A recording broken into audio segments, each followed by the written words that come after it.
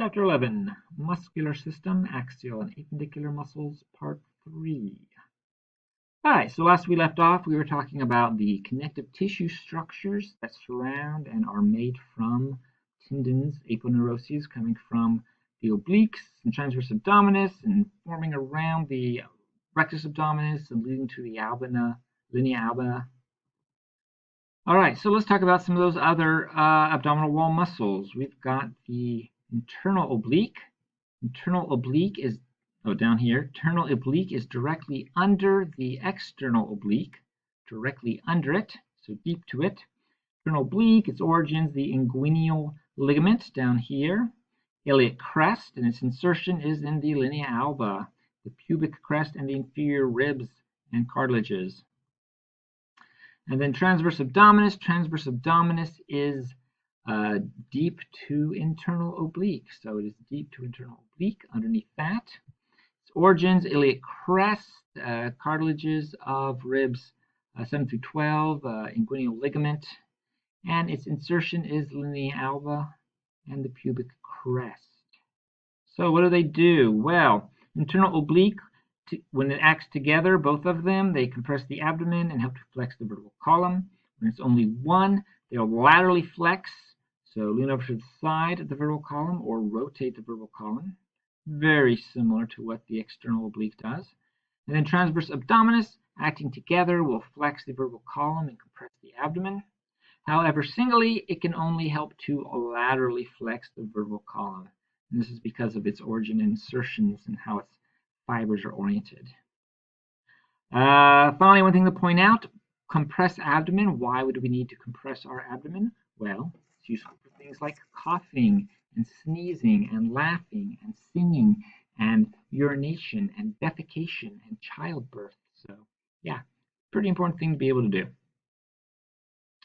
All right, so here is just a view of all those muscles again. Here is the rectus abdominis surrounded by the rectus sheaths.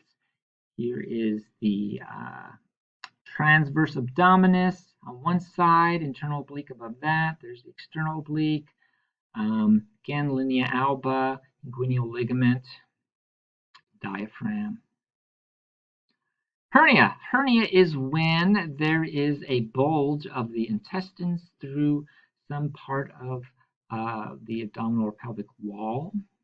Sometimes it happens to an opening that already exists naturally. Other times the wall may tear open, allowing the intestine to squish out. You can be different types of hernia depending on where they're located. Epigastric in the epigastric region, umbilical in the umbilical region, inguinal coming through the inguinal canal, femoral actually coming under the inguinal ligaments and out through the right above the leg. Again, if it is a rupture or whatever, they will replace it by obviously sewing together where the injury occurred and then putting a mesh in place, all to strengthen that site to prevent the intestines from squishing out again. It is something that must be treated, but it's not a rush to the emergency room thing. You can just make an appointment to see your doctor. All right, muscles supporting the pelvic region. So muscles basically on the floor of the trunk of the body. So we have the external urethral sphincter. External urethral sphincter constricts in order to inhibit the release of urine. So we have it naturally, normally constricted so that we don't urinate except when we want to, when we relax it.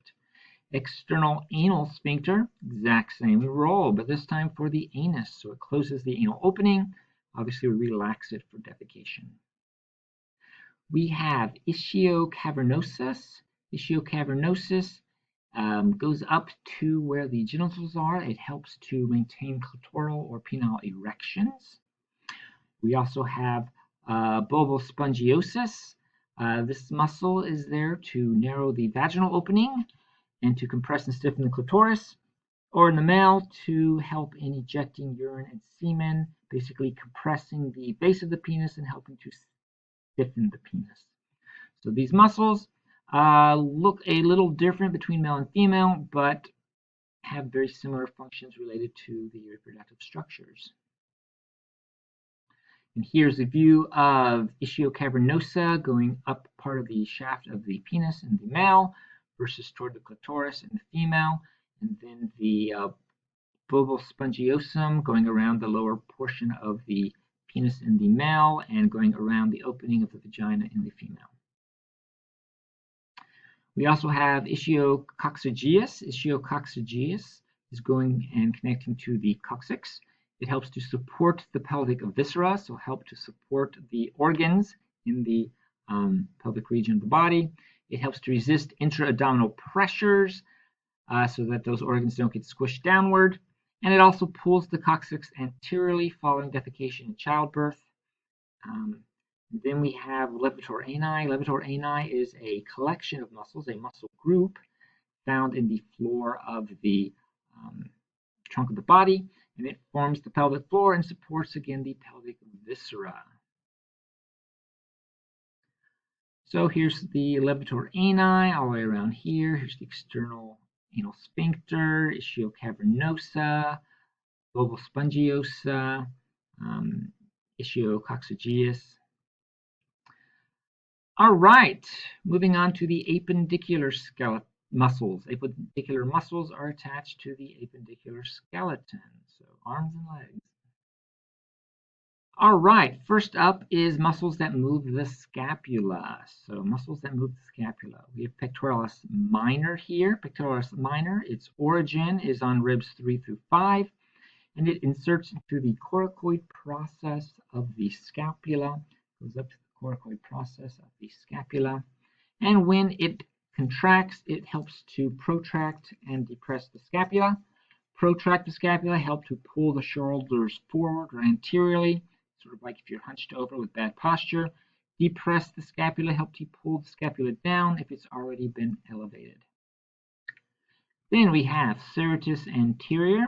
It's a large muscle. It has 8 heads actually, so its origin is along ribs 1 through 8.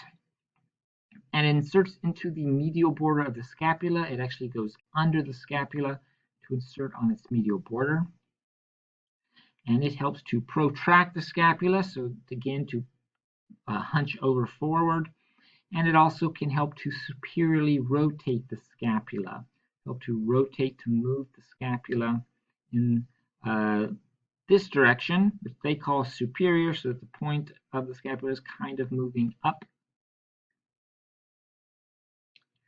Then we have on the back, upper region of the back, the trapezius muscle. There's, of course, a right and left trapezius muscle. What does it do? Well, it does a lot of things, actually. It helps to elevate, to raise up the scapula, and to superiorly rotate the scapula, as we saw previously. Helps to retract the scapula, to pull the scapula back so that we have good posture, shoulders back. And it also can depress the scapula, to pull the scapula down if it's already elevated. Now, the reason why it can do so many motions, including opposing motions of elevating and depressing the scapula, is because this very large, broad muscle does not have to contract completely. It can just have parts of the muscle contract. So to elevate, it might only contract the superior muscles to pull up on the scapula. To depress, it would only have the inferior muscles contract to pull down on the scapula. It actually is its own antagonist and agonist pair. All right, moving the scapula, we have a levator scapulae. It's a deeper muscle in the neck. Levator scapulae, wouldn't be able to see it with all the other muscles in the way. Its origin is on the processes, transverse processes of the cervical vertebra 1 through 4. Its insertion is on the superior portion of the medial border of the scapula, going from the cervical vertebrae to the superior medial part of the scapula. And it helps to elevate the scapula, levator scapulae, the name gives it away. And it also helps to inferiorly rotate the scapula, so to turn it so this little inferior point is going back toward the vertebral column. All right, then we have a pair of deep muscles, rhomboid minor, rhomboid major, rhomboid minor, rhomboid major. Have to remove trapezius to see it. They're underneath trapezius. And what do? Well, Rhomboid minor helps to elevate and retract the scapula, so raise the scapula up, pull it back for good posture, and also to inferiorly rotate so that the inferior tip of the scapula is going more toward the vertebral column. Rhomboid major, which is the larger muscle, helps to elevate and retract the scapula and also inferiorly rotate the scapula. So it does the same thing. So they work together to get the job done. All right, muscles that move the humerus. So the humerus, the upper arm bone. Muscles that move the humerus include pectoralis major. Pectoralis major, right and left, very big, broad muscle in the chest area. Its origin is along the clavicle and the body of the sternum and costal cartilages of ribs 2 through 6, all the way around here. Its insertion is the greater tubercle of the humerus. Greater tubercle of the humerus. And what it does is it helps to flex the arm. So to move the arm so that it's going up in this direction. Also can adduct the arm. So if the arm is already sticking out laterally, it can help to pull it back down. And also medially rotate the arm. So twist the arm toward the midline. Medially rotate. And these are all occurring at the shoulder joint. These are all occurring at the shoulder joint. We also have this muscle here called coracobrachialis. Its origin is the coracoid process of the scapula. It inserts into the medial shaft of the humerus. Here it is again. When coracobrachialis contracts, it will adduct the arm. So if the arm is already laterally pulled out up to the side, it will help to pull it back down against the trunk of the body. And then it also helps to flex the arm. So if the arm is already in anatomical position, it will help to move it anteriorly, forwardly.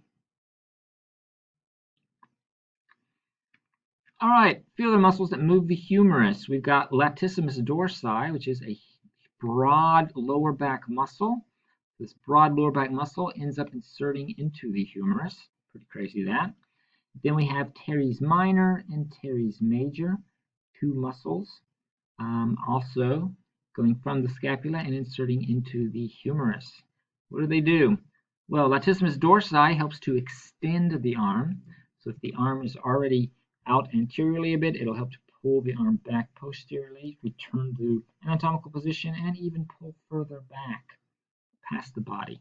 Also helps to adduct the arm. So if the arm's already out laterally, it'll help to pull it back down and immediately rotate the arm. A lot of functions for the latissimus dorsi. Teres minor up here. Teres minor helps to adduct the arm, help to pull it back down, and also to laterally rotate the arm so that it is twisting away from the midline. Then we have teres major.